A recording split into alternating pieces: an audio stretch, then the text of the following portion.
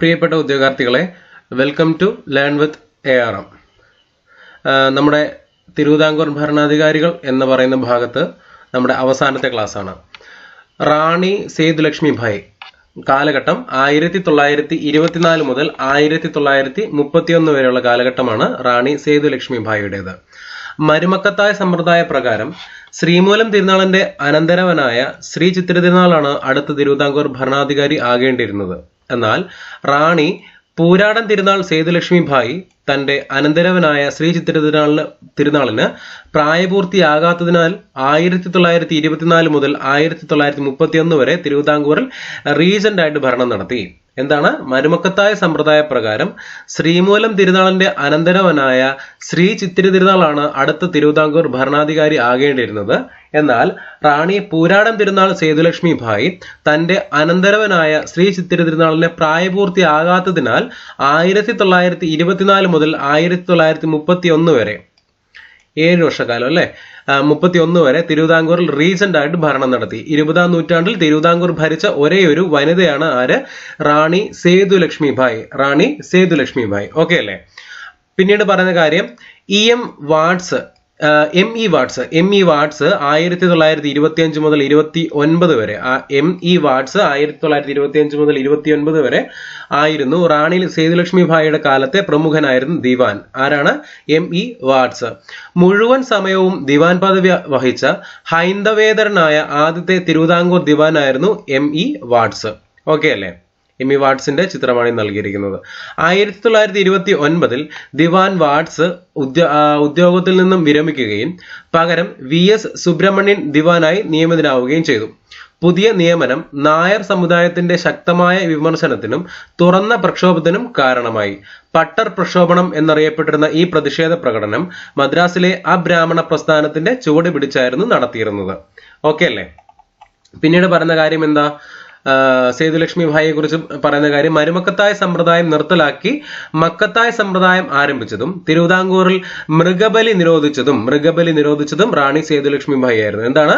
മരുമക്കത്തായ സമ്പ്രദായം നിർത്തലാക്കിയിട്ട് അവിടെ മക്കത്തായ സമ്പ്രദായം കൊണ്ടുവന്ന തിരുവിതാംകൂർ ഭരണാധികാരി റാണി സേതുലക്ഷ്മി ഭായി ആണ്. പിന്നീട് റാണിയെ കുറിച്ച് പറയുന്നത് തിരുവിതാംകൂറിൽ മൃഗബലി നിരോധിച്ചതും റാണി സേതുലക്ഷ്മി ഭായി ആയിരുന്നു.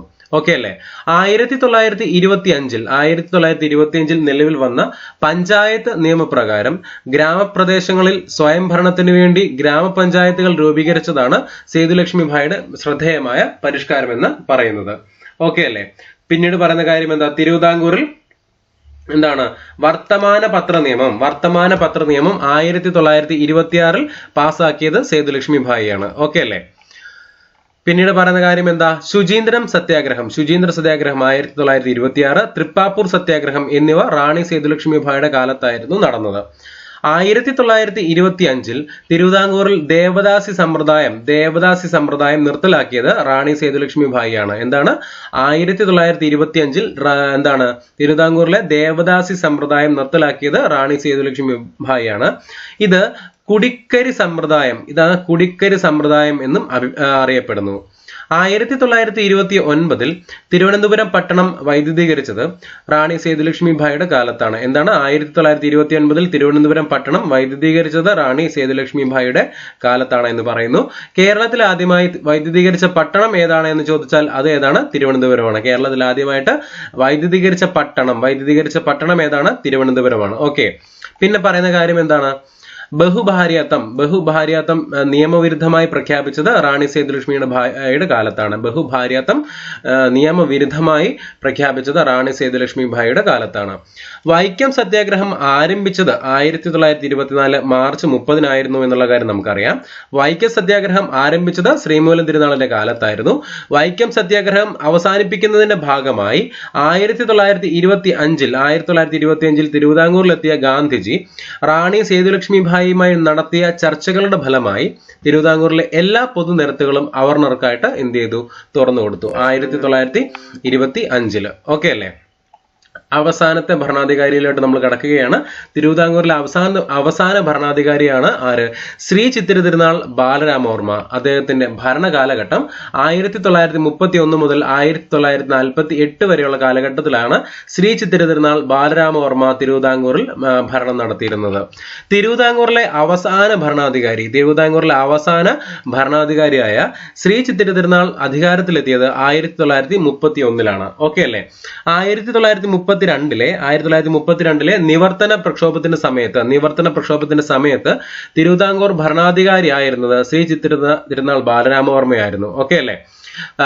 പ്രക്ഷോഭത്തിന്റെ ഫലമായി തിരുവിതാംകൂറിൽ ഉദ്യോഗസ്ഥ നിയമനത്തിന് പബ്ലിക് സർവീസ് കമ്മീഷൻ സ്ഥാപിക്കപ്പെട്ടു. അപ്പം PSC രൂപീകരിക്കാൻ കാരണമായ പ്രക്ഷോഭം ഏതാണെന്ന് ചോദിച്ചാൽ അത് നിവർത്തന പ്രക്ഷോഭമാണ്.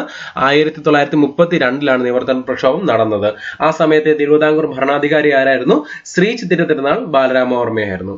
തിരുവിതാംകൂറിന്റെ വ്യവസായവൽക്കരണത്തിന്റെ പിതാവ് എന്നറിയപ്പെടുന്നത് ശ്രീ ചിത്തിര തിരുനാൾ ബാലരാമവർമ്മയാണ്. ഓക്കെ അല്ലേ?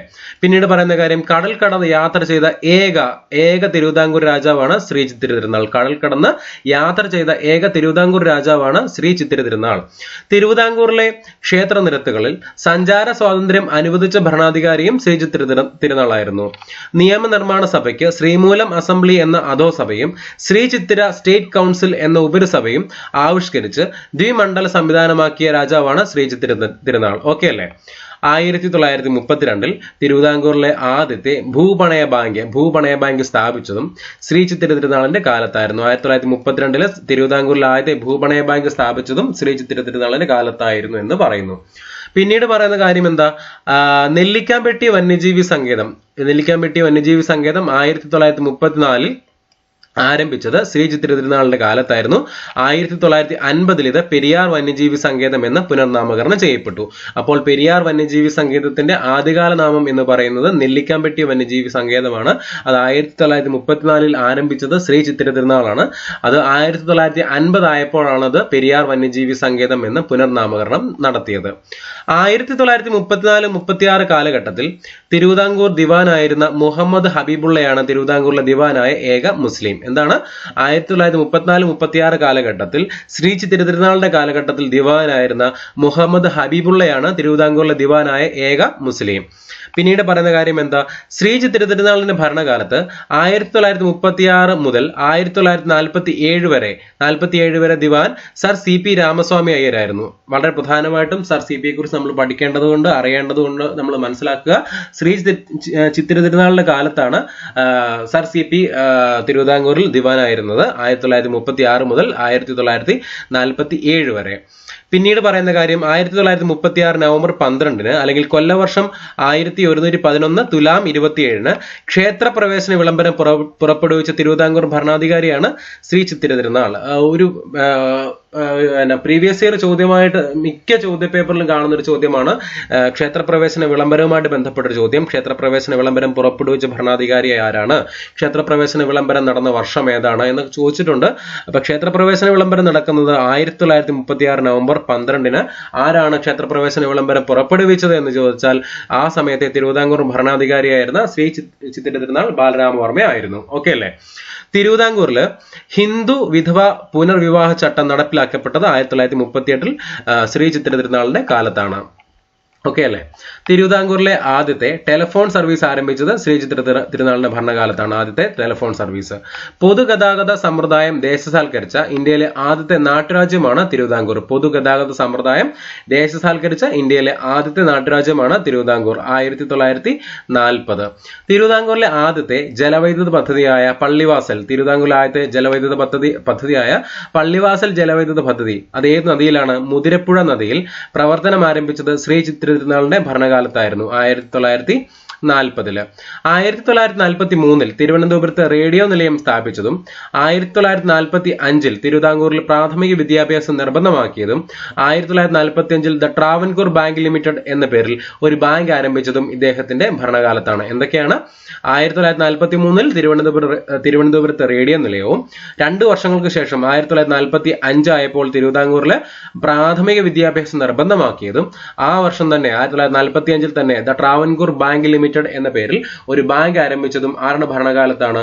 ശ്രീ ചിത്തിര തിരുനാൾ ബാലരാമവർമ്മയുടെ കാലത്താണ്. 1945 സ്ഥാപിക്കപ്പെട്ട ദ ട്രാവൻകൂർ ബാങ്ക് ലിമിറ്റഡ് ആണ് പിന്നീട് സ്റ്റേറ്റ് ബാങ്ക് ഓഫ് ട്രാവൻകൂർ അല്ലെങ്കിൽ SBT ആയിട്ട് മാറിയത്. അത് 2017 ഏപ്രിൽ 1 SBT ഏതുമായിട്ട് ലയിച്ചു? SBI ആയിട്ട് ലയിക്കുകയാണ് ചെയ്തത്. ഓക്കെ അല്ലേ?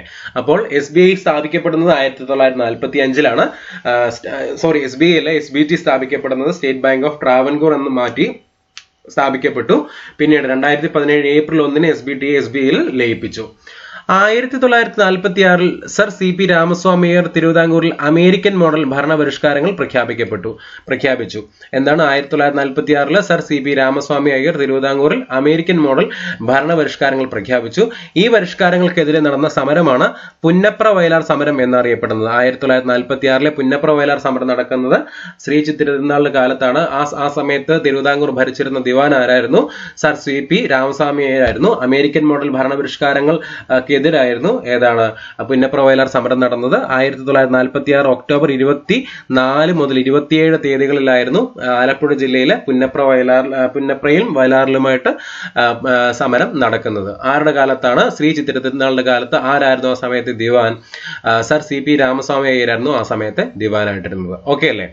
അമേരിക്കൻ മോഡൽ അറബിക്കടലിൽ എന്ന മുദ്രാവാക്യം പുന്നപ്ര വയലാർ സമരവുമായിട്ട് ബന്ധപ്പെട്ടതാണ്. ഇന്ത്യയിൽ ആദ്യമായി വധശിക്ഷ നിർത്തലാക്കിക്കൊണ്ടുള്ള ഉത്തരവ് പുറപ്പെടുവിച്ച ഭരണാധികാരി ആരാണ്? ശ്രീ ചിത്തിര തിരുനാളായിരുന്നു. എന്താണ്? ഇന്ത്യയിൽ ആദ്യമായിട്ട് വധശിക്ഷ നിർത്തലാക്കിക്കൊണ്ടുള്ള ഉത്തരവ് പുറപ്പെടുവിച്ച ഭരണാധികാരിയാണ് ശ്രീ ചിത്തിര തിരുനാൾ ബാലരാമവർമ്മ. ഓക്കെ അല്ലേ? തിരുവിതാംകൂർ റബ്ബർ വർക്ക്സ്, കുണ്ടറ കളിമൺ factory, Eloor fertilisers and chemicals, Punalur plywood factory, fertilisers and chemicals Travancore അല്ലെങ്കിൽ FACT എന്നിവ സ്ഥാപിക്കപ്പെട്ടത് ശ്രീ ചിത്തിര തിരുനാളിന്റെ കാലത്താണ്. തിരുവിതാംകൂറിൽ പ്രായപൂർത്തി വോട്ടവകാശ വ്യവസ്ഥ നടപ്പിലാക്കിയത് ശ്രീ ചിത്തിര തിരുനാളിന്റെ കാലത്താണ്. പ്രായപൂർത്തി വോട്ടവകാശം വ്യവസ്ഥ ചെയ്തത് ശ്രീ ചിത്തിര തിരുനാളിന്റെ കാലത്താണ്. മാർപ്പാപ്പയെ സന്ദർശിച്ച ഏക തിരുവിതാംകൂർ രാജാവാണ് ആര്? ശ്രീ ചിത്തിര തിരുനാൾ. മാർപ്പാപ്പയെ സന്ദർശിച്ച ഏക തിരുവിതാംകൂർ രാജാവാണ് ശ്രീ ചിത്തിര തിരുനാൾ. ഓക്കെ. സ്കൂളുകളിൽ സൗജന്യ ഉച്ചഭക്ഷണ പദ്ധതി ആരംഭിച്ചത് ആരാണ്? ശ്രീ ചിത്തിര തിരുനാളാണ്. തിരുവനന്തപുരത്തെ ഗവൺമെന്റ് എഞ്ചിനീയറിംഗ് കോളേജ് പ്രവർത്തനം ആരംഭിച്ചത് ശ്രീ ചിത്തിര തിരുനാളിന്റെ കാലത്താണ്. തിരുവിതാംകൂറിലെ 1936 മുതലുള്ള എല്ലാ സാമൂഹിക പരിഷ്കാരങ്ങൾക്കും പിന്നിൽ പ്രവർത്തിച്ചിട്ടുള്ളത് ഏകാധിപതിയെ പോലെ തിരുവിതാംകൂറിൽ ഭരണം നടത്തിയിരുന്ന ദിവാൻ സർ CP ആയിരുന്നു. 1947 ജൂലൈ 25 സ്വാതി തിരുനാൾ സംഗീത കോളേജിൽ വെച്ച് അദ്ദേഹത്തിന് നേരെ ഉണ്ടായ വധശ്രമത്തെ തുടർന്ന് സർ CP ദിവാൻ പദവി ഉപേക്ഷിച്ച് മദ്രാസിലേക്ക് പലായനം ചെയ്തു. സാമൂഹ്യ പ്രവർത്തകനായ KC സുബ്രഹ്മണ്യ അയ്യർ എന്ന KCS മണിയാണ് അദ്ദേഹത്തെ വധിക്കാൻ ശ്രമം നടത്തിയത് 1947 ജൂലൈ 25. ഓക്കെ അല്ലേ? പിന്നീട് പറയുന്ന കാര്യം എന്താണ്? സർ CPക്ക് ശേഷം തിരുവിതാംകൂർ ദിവാനായത് PGN ഉണ്ണിത്താനാണ്. തിരുവിതാംകൂറിലെ അവസാന ദിവാനാണ് ആര്? PGN ഉണ്ണിത്താൻ. സർ CPക്ക് ശേഷം തിരുവിതാംകൂറിലെ ദിവാനായത് PGN ഉണ്ണിത്താനായിരുന്നു. തിരുവിതാംകൂറിലെ അവസാനത്തെ ദിവാനായിരുന്നു PGN ഉണ്ണിത്താൻ. ഇന്ത്യൻ യൂണിയനുമായി ലയനക്കരാറിൽ ഒപ്പുവെച്ച തിരുവിതാംകൂറിലെ ഭരണാധികാരിയാണ് ആര്? ശ്രീ ചിത്തിര തിരുനാൾ. ശ്രീ ചിത്തിര തിരുനാളിന്റെ ഭരണകാലത്ത് പട്ടം താണുപിള്ളയുടെ നേതൃത്വത്തിൽ തിരുവിതാംകൂറിലെ ആദ്യത്തെ ജനകീയ മന്ത്രിസഭ അധികാരമേറ്റത് 1948-ലായിരുന്നു. 1949 തിരുക്കൊച്ചി രൂപീകരണ സമയത്ത് തിരുവിതാംകൂർ ഭരണാധികാരി ആരായിരുന്നു? ശ്രീ ചിത്തിര തിരുനാളായിരുന്നു. 1949 തിരുക്കൊച്ചി രൂപീകരണ സമയത്ത് തിരുവിതാംകൂർ ഭരണാധികാരി ശ്രീ ചിത്തിര തിരുനാളായിരുന്നു. 1949-1956 കാലയളവിൽ തിരുക്കൊച്ചി സംസ്ഥാനത്തിന്റെ രാജപ്രമുഖൻ എന്ന് പറഞ്ഞാൽ ഇന്നത്തെ ഗവർണർ പദവിക്ക് തുല്യമായിട്ടുള്ള പദവിയാണ് രാജപ്രമുഖൻ. പദവി വഹിച്ചിരുന്നത് ആരായിരുന്നു? ശ്രീ ചിത്തിര തിരുനാൾ ആയിരുന്നു. രാജപ്രമുഖൻ പദവി വഹിച്ചിരുന്നത് ശ്രീ ചിത്തിര തിരുനാൾ ആയിരുന്നു. 1991 ജൂലൈ 20 നാട് നീങ്ങിയ ശ്രീ ചിത്തിര തിരുനാൾ മഹാരാജാവിന്റെ അന്ത്യവിശ്രമ സ്ഥലം തിരുവനന്തപുരത്ത് കവടിയാറിലുള്ള പഞ്ചവടിയിലാണ്. എവിടെയാണ്? 1991 ജൂലൈ 20 ശ്രീ ചിത്തിര തിരുനാൾ മഹാരാജാവ് നാട് നീങ്ങിയത്. അദ്ദേഹത്തിന്റെ അന്ത്യവിശ്രമ സ്ഥലം തിരുവനന്തപുരത്ത് കവടിയാറിലുള്ള പഞ്ചവടിയാണ്. ശ്രീ ചിത്തിര തിരുനാളിന്റെ പ്രതിമയാണ് കേരള സർവകലാശാലയുടെ ആസ്ഥാനത്ത് സ്ഥാപിച്ചിരിക്കുന്നത്. ശ്രീ ചിത്തിര തിരുനാളിന്റെ പ്രതിമയാണ് കേരള സർവകലാശാലയുടെ ആസ്ഥാനത്ത് സ്ഥാപിച്ചിരിക്കുന്നത്. ശ്രീ ചിത്തിര തിരുനാളിന്റെ വസതിയായിരുന്ന കവടിയാർ കൊട്ടാരത്തിലാണ് തിരുവിതാംകൂറിലെ രാജകുടുംബം എന്ത് ചെയ്യുന്നത്, താമസിക്കുന്നത്. ശ്രീ ചിത്തിര തിരുനാളിന്റെ വസതി എവിടെയായിരുന്നു? കവടിയാർ കൊട്ടാരമായിരുന്നു. ആ കവടിയാർ കൊട്ടാരത്തിലാണ് തിരുവിതാംകൂറിലെ രാജകുടുംബം ഇപ്പോൾ താമസിക്കുന്നത്. ഓക്കെ അല്ലേ? 1937 തിരുവിതാംകൂർ സർവകലാശാല സ്ഥാപിച്ചത് ശ്രീ ചിത്തിര തിരുനാളിന്റെ കാലത്തായിരുന്നു. ശ്രീ ചിത്തിര തിരുനാളായിരുന്നു പ്രഥമ chancellor. Sir CP Ramaswamy Iyer പ്രഥമ വൈസ് ചാൻസലറുമായിരുന്നു. 30 വർഷങ്ങൾക്ക് ശേഷം 1957 തിരുവിതാംകൂർ സർവകലാശാല എന്നുള്ളത് കേരള സർവകലാശാലയായിട്ട് മാറുകയാണ് ഉണ്ടായത്. ഓക്കെ അല്ലേ? അപ്പോൾ ഇത്രയും കാര്യങ്ങളാണ് ശ്രീ ചിത്തിര തിരുനാളിന്റെ കാര്യങ്ങളായിട്ട് നമ്മൾ മനസ്സിലാക്കി വെക്കേണ്ടത്. ഇന്നത്തെ ഈ ഒരു ക്ലാസ്സോടുകൂടി നമ്മുടെ തിരുവിതാംകൂർ ഭരണാധികാരികൾ എന്ന് പറയുന്ന നമ്മുടെ ക്ലാസ് നമ്മൾ വൈൻഡപ്പ് ചെയ്യുകയാണ്. എല്ലാവർക്കും ക്ലാസ്സുകളൊക്കെ ഇഷ്ടമാകുന്നു എന്ന് വിശ്വസിക്കുന്നു. അടുത്ത ക്ലാസ് നമുക്ക് മറ്റൊരു ടോപ്പിക്ക്, കേരളവുമായിട്ട് ബന്ധപ്പെട്ട മറ്റൊരു ടോപ്പിക്കുമായിട്ട് നമുക്ക് കാണാം. ക്ലാസ്സുകളൊക്കെ ഇഷ്ടമാകുന്നു എന്നുണ്ടെങ്കിൽ നിങ്ങൾ ലൈക്ക് ചെയ്യുക, ഷെയർ ചെയ്യുക, സബ്സ്ക്രൈബ് ചെയ്യുക, കൂട്ടുകാരിലോട്ട് എത്തിക്കുക, സപ്പോർട്ട് ചെയ്യുക. Thank you for watching. By.